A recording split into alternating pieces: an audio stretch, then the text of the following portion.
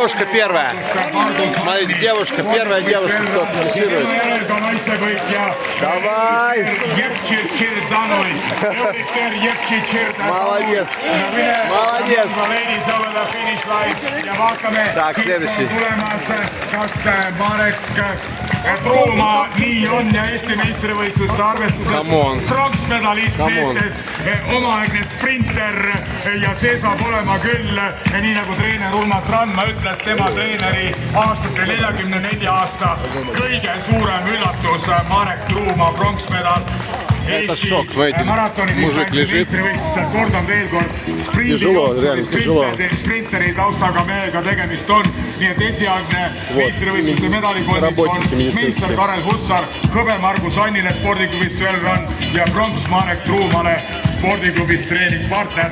Naistevõitja üldjärjestuses taas kõrgel 9. kohal lõpetanud Eulikter Jevtširtšir Tanui Keeniast. Teeme suure aplausi õblukesele keendannale ja võiduaeg 2:32:02. Winner among the ladies 2:32:02. Also an excellent result here in Tallinn. Tallinna maratoni ajaloo naiste tulemuste kohta suurepärase tulemusega tegemist on.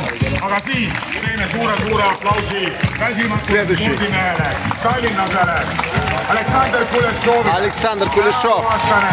Seenioride, see oli Euroopa meistrivõistluste medalist oma sanuses M45 võitjaga peaks Saksa pool tegemist olema ja Eesti meistrivõistluste arvestuses, olles varasemalt võitnud medaleid, täna peab leppima 4. kohaga, aga tasuks M45 vanuseklassi võit Aleksandrile. Palju õnne! Oleme naiste teise, 3., 4.